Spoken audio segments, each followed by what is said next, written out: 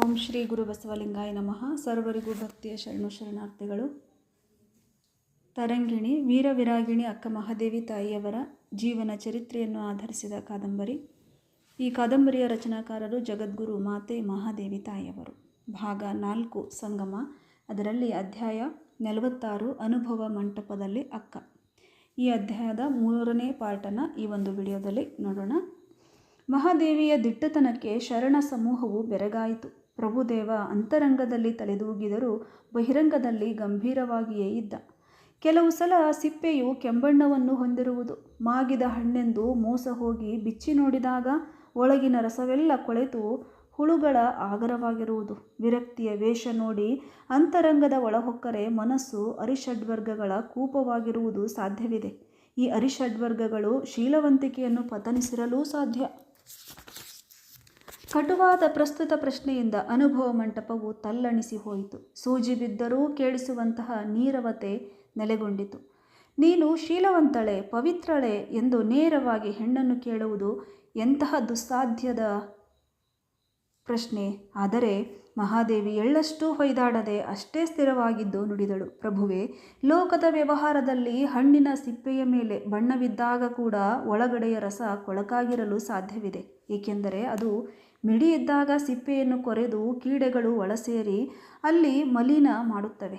ಹಾಗೆಯೇ ಈ ವ್ಯಕ್ತಿತ್ವದ ಹಣ್ಣಿನಲ್ಲಿ ಅರಿಷಡ್ವರ್ಗದ ಕ್ರಿಮಿಗಳು ಸೇರಿದರೆ ನಿಶ್ಚಿತವಾಗಿಯೂ ಪವಿತ್ರತೆ ಕೆಡುವುದು.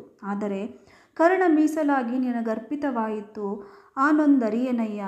ಎನ್ನ ಗತಿ ನೀನಾಗಿ ಎನ್ನ ಮತಿ ನೀನಾಗಿ ಪ್ರಾಣ ನಿಮಗರ್ಪಿತವಾಯಿತು. ನೀನಲ್ಲದೆ ಪೆರತೊಂದು ನೆನೆದೆಡೆ ಆಣೆ ನಿಮ್ಮಾಣೆ ಚೆನ್ನಮಲ್ಲಿಕಾರ್ಜುನ. ಉತ್ಕಟ ಶರಣಾಗತಿಯ ಭದ್ರ ಕವಚವನ್ನು ಕೊರೆದು ಯಾವ ಕಾಮದ ಕೀಡೆಯೂ ಒಳಸೇರಲು ಸಾಧ್ಯವಿಲ್ಲವೆಂದಾಗ ಅಂತಃಕರಣಗಳು ಮಲಿನವಾಗುವ ಅವಕಾಶವೇ ಇಲ್ಲ.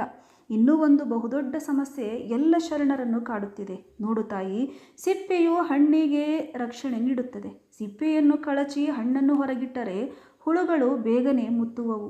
ಹಾಗೆಯೇ ಸೀರೆ ಎಂಬ ಸಿಪ್ಪೆ ಮೈ ಮೇಲಿದ್ದಾಗ ನೀನಿನ್ನೂ ಪವಿತ್ರವಾಗಿರಬಹುದು ಎಂಬ ನಂಬಿಕೆಗಾದರೂ ಆಸ್ಪದವಿರುತ್ತಿತ್ತು.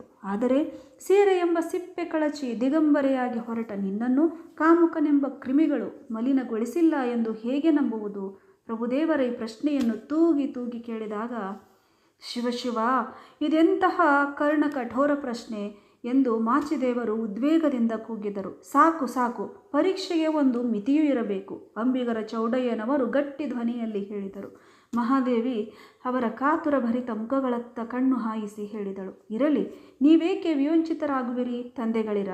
ಹಲವಾರು ತಿಂಗಳು ಕಾಲ ವಿದ್ಯಾಭ್ಯಾಸ ಮಾಡಿದ ಅಣುಗ ಗುರುಗಳ ಎದುರಿನಲ್ಲಿ ಪರೀಕ್ಷೆಗೆ ನಿಂತು ಉತ್ತರಿಸಿ ಮೆಚ್ಚುಗೆ ಗಳಿಸಿದರೆ ಅದು ಲೇಸಲ್ಲವೇ? ಅವನು ಮುಂದೆ ಹೋಗಲು ಅದು ಸದಾವಕಾಶವಷ್ಟೇ. ಆದ್ದರಿಂದ ನಾನು ಉತ್ತರಿಸುವೆನು. ಭಲೆ ಮಗಳೇ, ಅಪ್ಪ ಬಸವಣ್ಣನವರು ಉದ್ಘರಿಸಿದರು. ಸಿಪ್ಪೆಯನ್ನು ಕಳಚಿ ಹೊರಗಡೆ ಇಟ್ಟರೆ ಕ್ರಿಮಿಗಳು ಮುತ್ತುವುದು ಬಹು ಸಹಜ. ಆದರೆ ಆ ಸಿಪ್ಪೆ ಕಳಚಿದ ಹಣ್ಣನ್ನು ತಿಂದು ಬಿಟ್ಟರೆ ಅದು ಕೊಳೆಯುವುದೇ? ಲೋಕದ ಚೇಷ್ಟೆಗೆ ರವಿ ಬೀಜವಾದಂತೆ, ಲೋಕದ ಚೇಷ್ಟೆಗೆ ರವಿ ಬೀಜವಾದಂತೆ, ಕರ್ಣಂಗಳ ಚೇಷ್ಟೆಗೆ ಮನವೇ ಬೀಜ, ಕರ್ಣಂಗಳ ಚೇಷ್ಟೆಗೆ ಮನವೇ ಬೀಜ, ಲೋಕದ ಚೇಷ್ಟೆಗೆ ರವಿ ಬೀಜವಾದಂತೆ, ಲೋಕದ ಚೇಷ್ಟೆಗೆ ರವಿ ಬೀಜವಾದಂತೆ.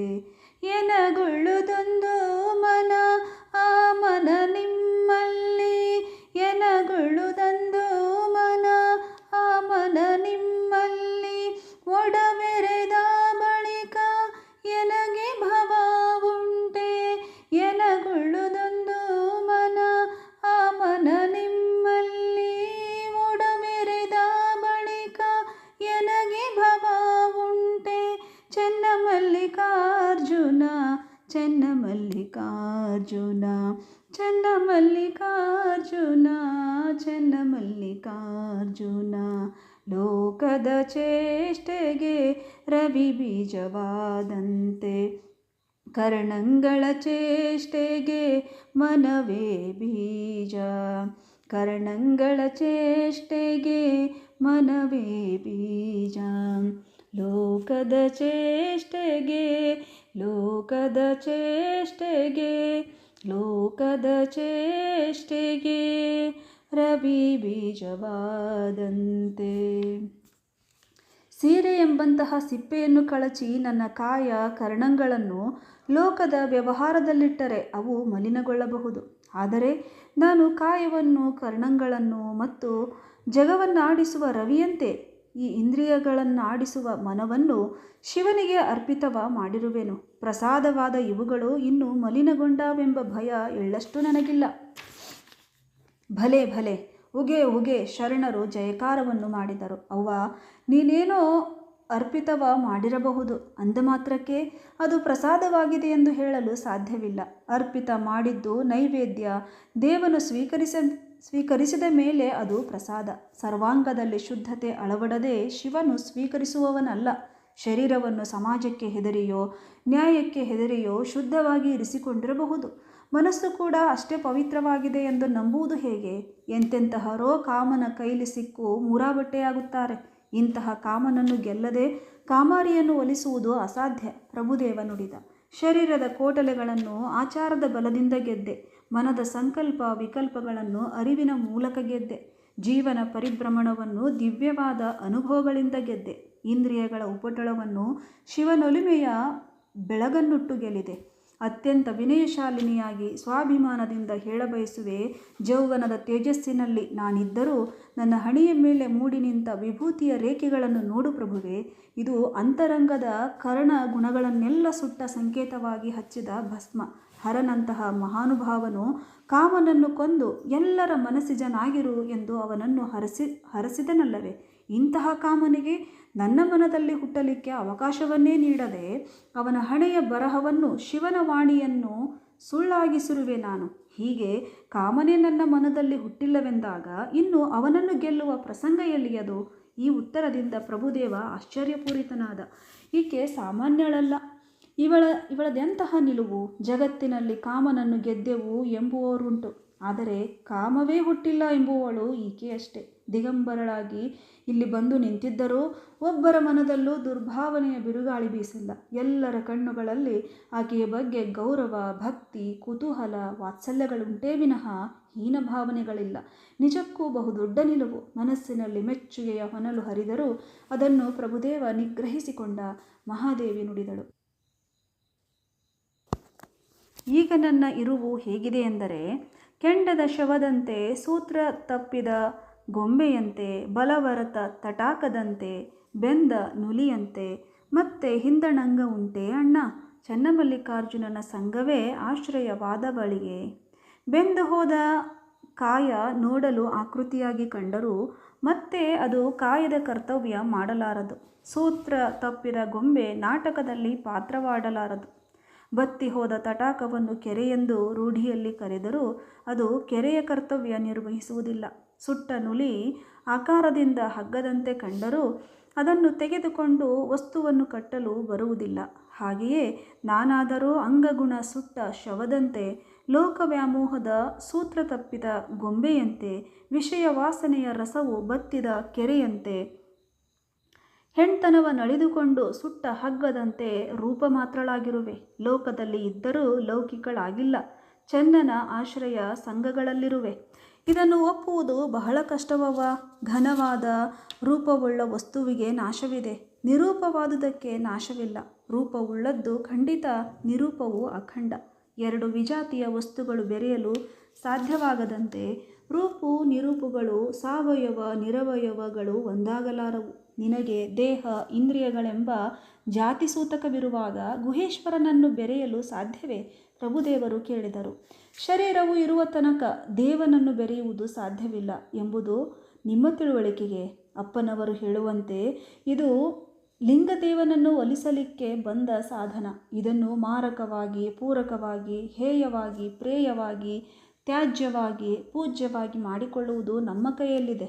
ಬದುಕಿದ್ದಂತೆಯೇ ದೇವನೊಲುಮೆ ಗಳಿಸಿ ಅವನೊಡನೆ ಒಂದಾಗುವುದು ನಮ್ಮ ತತ್ವವೇ ಹೊರತು ಸತ್ತ ಬಳಿಕ ಸಾಧಿಸುವುದಲ್ಲ. ಹಾವಿನಲ್ಲಿ ವಿಷದ ಹಲ್ಲು ಇರುವ ತನಕ ಅದು ಅಪಾಯಕಾರಿ. ಆದರೆ ವಿಷದ ಹಲ್ಲನ್ನು ಕಳೆದಾಗ ಹಾವಾಡಿಗನಿಗೆ ಬದುಕಲು ಅದೇ ಸಹಾಯಕಾರಿ. ಶರೀರವೆಂಬ ಈ ಸರ್ಪದಲ್ಲಿರುವ ವಿಷಯ ವಾಸನೆಯ ಹಲ್ಲನ್ನು ಕಿತ್ತರೆ ಇದುವೇ ದೇವನನ್ನು ಒಲಿಸುವ ಸಾಧನವಾಗುವುದು. ಕಾಯ, ಜೀವ, ಪ್ರಾಣ, ಮನ ಎಲ್ಲವೂ ಶಿವಾರ್ಪಿತವಾಗಿ ದೈವೀ ಕರುಣೆಯಿಂದ ಪ್ರಸಾದಮಯವಾದಾಗ ಅಂತಹವರನ್ನು ಕಾಯಗೊಂಡವರು ಎನ್ನುವುದು ವ್ಯಾವಹಾರಿಕವಾಗಿ ಸಮಂಜಸವಾದೀತೇ ವಿನಃ ಆಧ್ಯಾತ್ಮಿಕ ತಾತ್ವಿಕ ದೃಷ್ಟಿಯಿಂದ ಅಲ್ಲ. ಪರಿಶುದ್ಧತೆ, ಸರ್ವಾಂಗ ಲಿಂಗತ್ವಗಳು ಸುಲಭ ಸಾಧ್ಯವಲ್ಲ ತಾಯಿ. ಕೆಲವರಿಗೆ ತನು ಶುದ್ಧವಿದ್ದರೆ ಮನವು ಶುದ್ಧವಾಗಿರದು. ಮನಸ್ಸು ಶುದ್ಧವಿದ್ದರೂ ಇಂದ್ರಿಯಗಳು ಚಪಲತೆಯಿಂದ ಹರಿಯುತ್ತಿರುತ್ತವೆ. ಈ ಎಲ್ಲವನ್ನು ಶುದ್ಧೀಕರಿಸುವುದು ಮಾತನಾಡಿದಷ್ಟು ಸುಲಭವಲ್ಲ. ಪ್ರಭುದೇವರು ನುಡಿದರು. ಗುರುಲಿಂಗ ಜಂಗಮರ ಪ್ರಸಾದದಿಂದ, ಕಾಯಕದ ಫಲದಿಂದ ತನು ಶುದ್ಧವಾದರೆ ಮಹಂತರ ವಾಣಿಯನ್ನು, ದೇವನನ್ನು ನೆನೆದು ಮನಶುದ್ಧವಾಗುವುದು. ಮಹಾನುಭಾವರ ದರ್ಶನದಿಂದ ಕಣ್ಣುಗಳು ಶುದ್ಧವಾದರೆ ಸಜ್ಜನರೊಡನೆ ಸಂವಾದ ಮಾಡಿ ಕೇಳಿ ಕಿವಿ ಶುದ್ಧವಾಗುವುದು. ತನ್ನ ಆಚಾರ ವಿಚಾರಗಳಿಂದಲೇ ಮನುಷ್ಯ ಸುಖಿ ದುಃಖಿಯಾಗುವನು. ಅವನ ಭಾವನೆಗಳ ಶುದ್ಧತೆಯೇ ಪರಮ ಸುಖಿಯನ್ನಾಗಿರಿಸುವುದು. ನಾನು ನೇರವಾಗಿ ದೇವನನ್ನು ಪೂಜಿಸಿ ಬದುಕಿನಲ್ಲಿ ತೃಪ್ತಿಯನ್ನು, ಮೋಕ್ಷದ ಸೌಖ್ಯವನ್ನು ಹೊಂದಬಲ್ಲವಳಾದೆ. ಶರೀರದಲ್ಲಿ ಇದ್ದುಕೊಂಡೇ ಅವನ ಕರುಣೆಯನ್ನು ಹೊಂದಲು ಸಮರ್ಥಳಾದೆ. ದೇವನನ್ನು ಒಲಿದೆ, ಕೂಡಿದೆ ಎಂದು ನುಡಿಯುವ ನೀನು ಇಲ್ಲಿಯ ತನಕ ದೇವನಿಂದ ದೂರವಿದ್ದೆ, ಅಗಲಿದ್ದೆ ಎಂದು ಹೇಳಿದಂತಾಯಿತು. ದೇವರನ್ನು ಬಿಟ್ಟು ಮಾನವ ಇರಬಲ್ಲ ಎಂದು ಹೇಳುವುದೇ ಅಲ್ಲದೆ ದೇವನನ್ನು ಸರ್ವವ್ಯಾಪಕತ್ವಗಳಿಂದ ಕೆಳಗಿಳಿಸಿದೆ. ವೈಯಕ್ತಿಕ ಬದುಕಿಗೆ ಸಂಬಂಧಿಸಿದ ವಿಷಯ ಬಿಟ್ಟು ತಾತ್ವಿಕ ಸಮಸ್ಯೆಗೆ ಪ್ರಭುದೇವ ಇಳಿದ ಅವಳ ಜ್ಞಾನದ ಆಳವನ್ನು ತಿಳಿಯುವ ದೃಷ್ಟಿಯಿಂದ. ಇದು ವ್ಯಾವಹಾರಿಕ ಮಟ್ಟದಲ್ಲಿ ನಿಂತು ಆಡಿದ ಮಾತು ಪ್ರಭುವೇ. ತುಪ್ಪವು ಸ್ವಾಭಾವಿಕವಾಗಿ ದ್ರವ್ಯ ತಿಳಿ ತಂಪಿನ ಸಂಪರ್ಕವಾದಾಗ ಹೆರೆಯುವುದು. ಹೆರೆದ ತುಪ್ಪದ ಗರ್ಭದಲ್ಲೇ ಇರುವುದು. ಬಿಸಿ ಮಾಡಿದ ತಕ್ಷಣ ತಿಳಿದುಪ್ಪದೊಡನೆ ಒಂದಾಗುವುದು. ಪರಮಾತ್ಮನು ಜೀವಾತ್ಮರುಗಳಿಗೆ ಭೂಮಿಕೆ ತಿಳಿದುಪ್ಪದಲ್ಲೇ ಇದ್ದು ವಾತಾವರಣದ ತೇವದ ಸಂಘದಿಂದ ಗಟ್ಟಿತುಪ್ಪ ರೂಪುಗೊಳ್ಳುವಂತೆ ಆತ್ಮನು ಅಂತಃಕರಣ ಸಂಬಂಧದಿಂದ ಜೀವನಾಗುವನು. ಶ್ರೀ ಗುರುವು ಜ್ಞಾನಾಗ್ನಿಯಿಂದ ಈ ಮೇಲಿನ ಆವರಣವನ್ನು ಕರಗಿಸಿದಾಗ ಪರಿಶುದ್ಧವಾದ ಜೀವನು ಆತ್ಮನೆನಿಸಿ ಮೂಲ ಚೈತನ್ಯದೊಡನೆ ಬೆರೆಯುವನು. ನನ್ನ ಸರ್ವಾಂಗಗಳು ಶಿವನ ಸ್ವತ್ತಾಗಿ ಭಕ್ತ ದೇಹಿಕ ದೇವನಾಗಿ ಅವನು ಭೋಗಿಸುವ ಕಾರಣ ನಾನು ಚನ್ನಮಲ್ಲಿಕಾರ್ಜುನನೆಂಬ ಗಂಡನ ಒಳಹೊಕ್ಕು ಬೆರೆಸಿದೆ, ಕೂಡಿದೆ ಎಂದು ಹೇಳಿದೆ. ಅದರ ಅರ್ಥ ಹೊರಗಿದ್ದು ಕೂಡಿದೆ ಎಂದಲ್ಲ. ಸುಂಟರ ಗಾಳಿಯು ಗಾಳಿಯ ಗರ್ಭದಲ್ಲಿ ಹುಟ್ಟಿ ಅಲ್ಲೇ ಲೀಲೆಯಾಡಿ ಪುನಃ ಅಲ್ಲೇ ಲಯವಾಗುವಂತೆ ಮಹಾಗರ್ಭವಾದ ಪರಮಾತ್ಮನಲ್ಲಿ ಹುಟ್ಟಿ ಮರಳಿ ಒಂದಾದೆ ಎಂಬುದು ಮತಿತಾರ್ಥವಷ್ಟೇ. ಪ್ರಭುದೇವ ಗಹಗಹಿಸಿ ನಕ್ಕು ನುಡಿದ. ಇದಂತೂ ಬಹು ಹಾಸ್ಯಾಸ್ಪದ. ಉಪ್ಪಿನ ಗೊಂಬೆ ಕ್ಷೀರಸಾಗರ ದಾಳವನ್ನು ನೋಡಿ ಬರುವೆನೆಂದು ಟಣ್ಣನೆ ಸಮುದ್ರದೊಳಗೆ ಹಾರಿದರೆ ಮತ್ತೆ ಬರಬಲ್ಲುದೇ? ನಾ ಸತ್ತೆ ಎಂದು ಹೆಣ ಕೂಗಲು ಸಾಧ್ಯವೇ?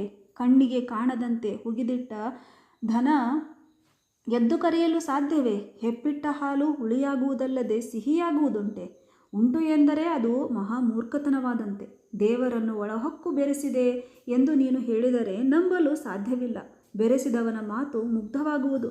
ಬ್ರಹ್ಮಜ್ಞಾನವಾದಾಗ ವಾಕು ಮೂಕವಾಗುವುದು. ನನ್ನ ಬಾಯಲ್ಲಿ ನಾಲಿಗೆ ಇಲ್ಲ ಎಂದು ವ್ಯಕ್ತಿಯು ಘೋಷಿಸಿದರೆ ಇಲ್ಲ ಎಂಬುದರಲ್ಲೇ ನಾಲಿಗೆಯ ಅಸ್ತಿತ್ವ ಸಿದ್ಧವಾಗುವಂತೆ ನೀನು ಮಾತನಾಡುತ್ತಾ ನಾನು ದೇವರನ್ನು ಕೂಡಿದೆ ಎಂದು ಹೇಳುತ್ತಿರುವುದೇ ಕೂಡಿಲ್ಲವೆಂಬುದಕ್ಕೆ ಸಾಕ್ಷಿ.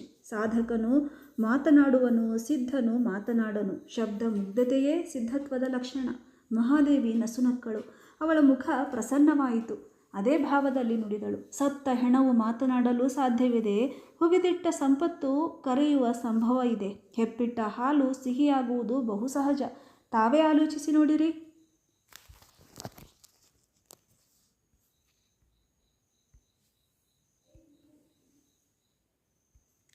ಕೇಳಿದ್ರಲ್ಲ ಸ್ನೇಹಿತರೆ, ಇದಾಗಿತ್ತು 46ನೇ ಅಧ್ಯಾಯದ 3ನೇ ಪಾರ್ಟ್. ಮುಂದಿನ ಭಾಗವನ್ನು ನಾಳಿನ ದಿನ ನೋಡೋಣ ಅಂತ ತಿಳ್ಕೊಂಡು ಹೇಳ್ತಾ ಎಲ್ಲರಿಗೂ ಭಕ್ತಿಯ ಶರಣು ಶರಣಾರ್ಥಿ.